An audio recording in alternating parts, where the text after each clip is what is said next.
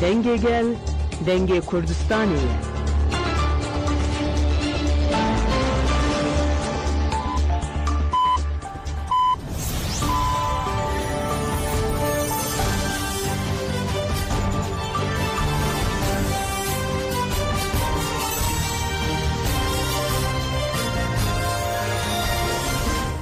شنوندگان چند رادیو دنگه گلده باشگاه دارن هجا ایرو 22 چلی 2025 چهارشنبه بروکسل ساعت 10 لامده 12 امنو چند نوار وجود پیشکش بکندم دم آزادی ره برا پویا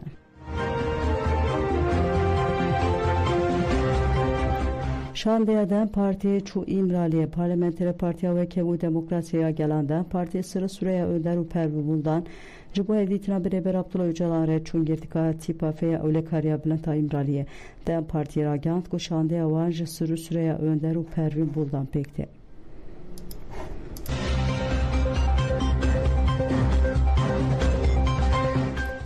ارتشا ترکیه داگیر کروچه تیروی در دورا بنده و تشن توپاران دکن ارتشا ترکیه داگیر کروچه تیروی دوان گلیانده در دورا بنده و تشن بگرانه توپاران دکن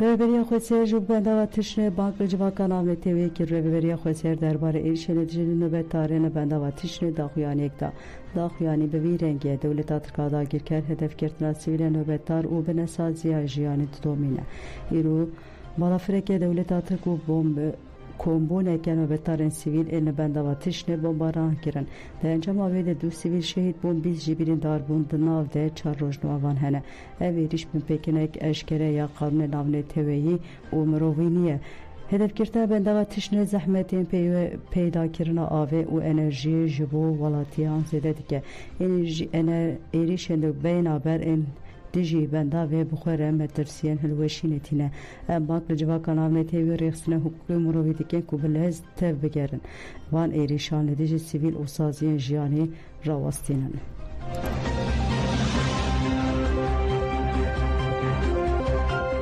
دیمن روخاندنا وسایت که چته ناوند راگاندنا هیزن سوره دموکراتیک قصد دیمن نوین یکینین هوایی پاروکر جدیمن اندیار دبک و درونه یکینین شهید هارون عربه که چته آچک و جبل خانه لباشور باجار من بچه دیکن هدف و ده انجام ده عربه روخاندن و گلک چته جیه هدف کرتنه دربن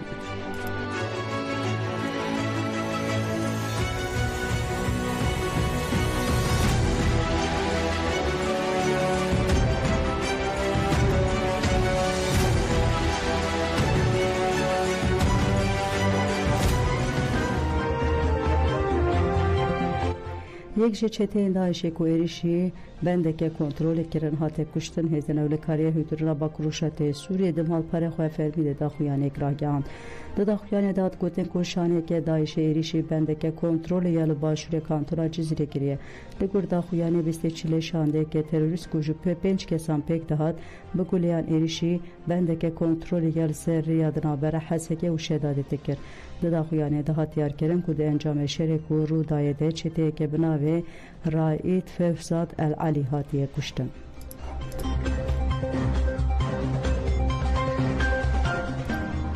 یه کسی بود امیج بو پاراستا شورش آجنه لقادا بن یکینی آجنه کرد آها سویسره یه کسی بانک کردستانی و دوست اموان به تیبتی لجنه کرد کرد و توریم شاکو 25 چله یال باجری زوریه ببن یک کسی ده تشتان کرد و دولت ترک و چیتین و یم پارامیلیتر بینابر هرمن کرد بمباران و توپاران دکن اما که یکیتی آجنه کرد یه سویسره ایرش و کنکوژه دولت ترک فاشیست و چیتین و خب ماکن جبو بیجی اما هروش لقادان بن و برح شورشا کوبانه خودی لتشتین خاموش لو و به تیبتی روژاوا دکرن وکه جنه کرد اما ده 25 چله ده جبو روژاوا جبو کوبانه لباجر زوریه ل هلوان پاس کوم ببن و دیجبری نشان بدن ام بانک لهم کردستان و دوستان گله کردکین کو تبلی چالاکی بودن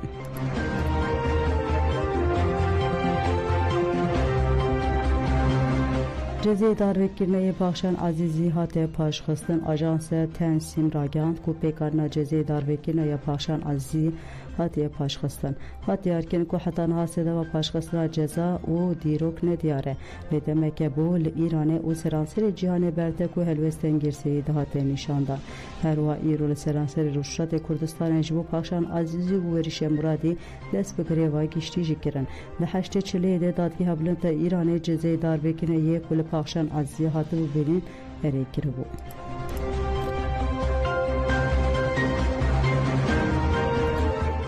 Li Rûşatê Kurdistanê girêva giştiya ji bo paxşan û werîşê dest pê kir îroj ji saetên serê sibehê ve li seranserê Rûşatê Kurdistanê li dijî erêkirina cezayê darbekiriya girtiyê siyasî Kurd paxşan Azîzî û Werîşê Muradî girêva giştî hat dest pê kirin. Her wa çalekvan azadî xwaz malbatên girtiyên siyasî û qurbaniyên serhildana jin jiyan azadî xwendekar û aliyên siyasî yên Rûşatê Kurdistanê daxwaza hilweşandin û ragirtina cezayê darbekirine yê her du girtiyên siyasî yên Kurd paxşan Azîzî û Werîşê Muradî dikin.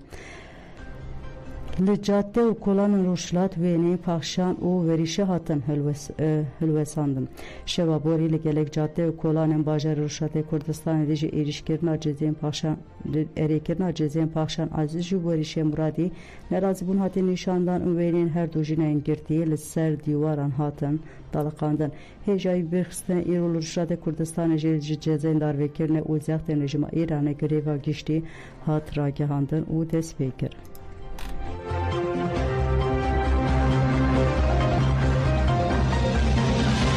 Rojnameger Eylem Baba Yiğit hatbin çavkirin zextên dewleta Tirkiye li ser rojnamevanên Kurd dewam dike. Di hevdehê Çilê di çarçoya lêpirsina ser dozgera İstanbulê de bi hincê de endamtiya rêxistinê 6 rojnamevan hatibûn girtin.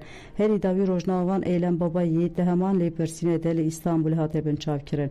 Eylem Baba Yiğit birîn Müdîriyeta Polîsana İstanbulê.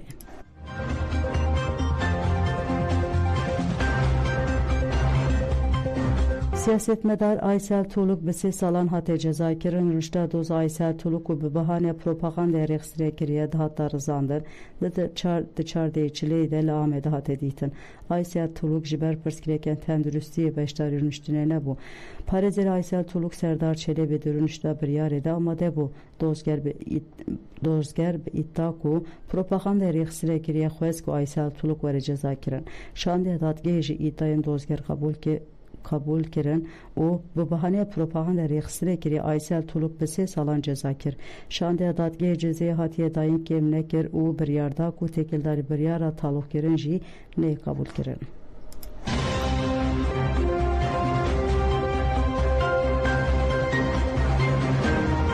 Êrişên polîsên dewleta Tirk sînûra nasnake çalakên protestoyekîna qewîma a li navçeya Aklênê Mêrsînê didomin. Ciwan duh bi şev li taxa Yeni Pazarê daketin kolanan agir pêxistin û biryara tayînkirina qewîm protesto kirin. Di dema protestoyan de polîsan waseyta zirxî li ciwanê 20 salî Furkan Özen da piştre jî polîsan Özen derb kirin û binçav kirin. Di heman de bide polîsan gefa em ê we tevan bigirin li welatiyên ev gêlî bi telefonên xwe dikşandan qeyd kirin. Hazanin ku piyê rastê yê Özen açıqye û ew birine şaxa temê ya Müdîriyeta Emniyetê ya Bajêrê Mêrsînê.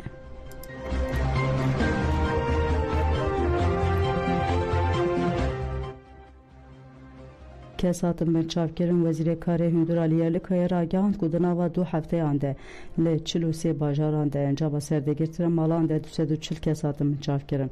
Hat destşakirin ku kesên bahsa xeberê bi îddayên endamtiya rêxistinê, finansekirin rêxistinê û propagandaya rêxistinê hatine bin çavkirin.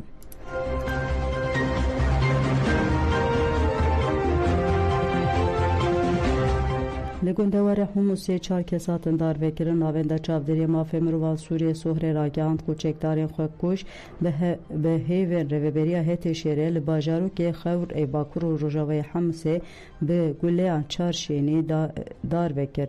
Yek jî temen mezir e. Sohrê da zanîn ku hêzên ewlehiya giştî dema derbasî bajarokê naborî bûne bi hin çekdaran re bi hev ketin û di encamê de du çekdar hatine kuştin. Ji destpêkê 2025 ve de hevdû sê bûyerên heyfhilanînê de 146 kes hatine kuştin, jê 141 mêrin û 5 jî jinan.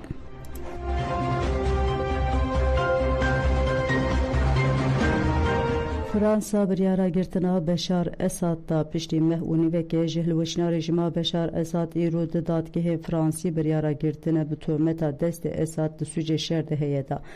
Di biryarê de hat gotin ku ji ber ku Beşar Esad fermandarê giştiyê hêzên çekdar bû, ji lewre ew berpirsê sûcê li Sûriyeyê çêbûne ye.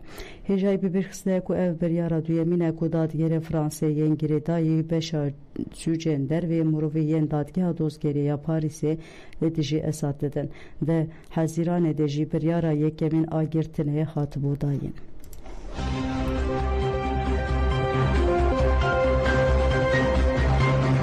Böyle godan jemenu çên saat 10 pêşkêşkirin ana xatirê we de baş.